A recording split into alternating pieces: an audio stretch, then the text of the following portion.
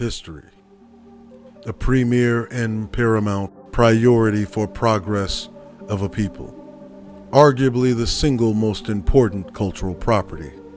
It is the great unifier of all societies, from classical to contemporary. It is the shining beacon that restores vision to the blind. It is imperative that we create a unified effort to learn from it, that we may emulate its successes and prevent repeating its mistakes. For without history, we are without purpose. We are without identity. Welcome to the gray area, where we examine history in hindsight.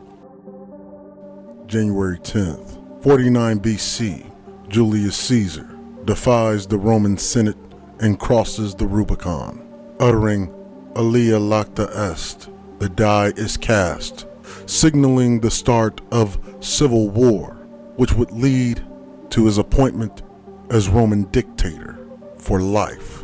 1663, King Charles II affirms a charter for the Royal African Company. 1776, Common Sense, a pamphlet written by Thomas Paine, is published advocating American independence. Thomas Paine was known as the voice of the Revolution. 1861, Florida secedes from the Union, right after Mississippi secedes the previous day. 1863, the first underground railroad opens in London. 1864, world-renowned and most revered scientist, ecologist, biologist, and inventor George Washington Carver was born this day in 1864. 1870, John D. Rockefeller incorporates Standard Oil. 1878, U.S. Senate proposes female suffrage.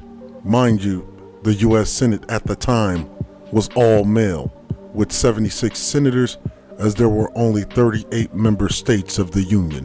1889, Ivory Coast is declared a protectorate of France. 1916, in retaliation for President Woodrow Wilson's recognition of the Carranza government, members of Pancho's Villa Revolutionary Army take 17 U.S. mining engineers from a train and shoot 16 of them in cold blood, leaving one alive to deliver the message. 1920, inauguration of the League of Nations is held in Paris. It is what was the precursor to the United Nations. 1942, Japan invades North Calabash, the Dutch East Indies. 1946, UN General Assembly meets for the first time in London. 1957, Southern Christian Leadership Conference was founded in New Orleans, Louisiana, by 5 ministers: Martin Luther King Jr., Ralph Abernathy, Joseph Lowry, Fred Shuttlesworth, and C.K. Steele. Dr. King was the founding president. Abernathy, President Emeritus, and Representative Walter von Troy from the District of Columbia was chairman of the board of directors. 1984, the United States and the Vatican established full diplomatic relations for the first time in more than a century. 1990, Time Incorporated and Warner Communications Incorporated completed a $14 billion merger. The new company, Time Warner, was the world's largest entertainment company and still one of the largest entertainment companies behind Comcast. 10 years later, on this very day, it was announced that Time Warner had agreed to buy America Online. It was the largest ever corporate merger, priced at $162 billion. The Federal Trade Commission, a governmental body created to prevent monopolies, approved the deal just a month earlier. 2003, North Korea announced that it was withdrawing from the Global Nuclear Arms Control Treaty and that it had no plans to develop nuclear weapons. But rewinding all the way back to 1811, where Philadelphia blacks held meetings at Bethel Church to protest the American Colonization Society. The American Colonization Society, which it would officially become public in 1816, founded by Henry Clay, John Randolph, Richard Bland Lee, Bushrod Washington, James Monroe, Andrew Jackson, Francis Scott Key, who wrote the national anthem of the United States, and Daniel Webster, who was the only founding member / attendee that was not a slave owner. However, they started a campaign to deport free blacks to the British colonies of West Africa under the auspices of humanitarianism and reparations, using the AME Church, the largest, oldest, and longest standing black church in America, as the launching platform for this campaign.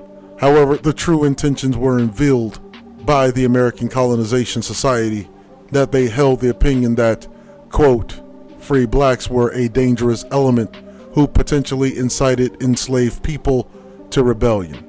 Thus, removing them from the United States would strengthen the institution of slavery by sending them home, end quote.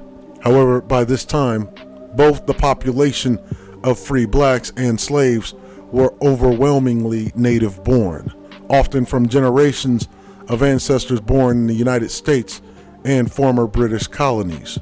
As the free blacks of Philadelphia put it, they were no more African than the Americans were British.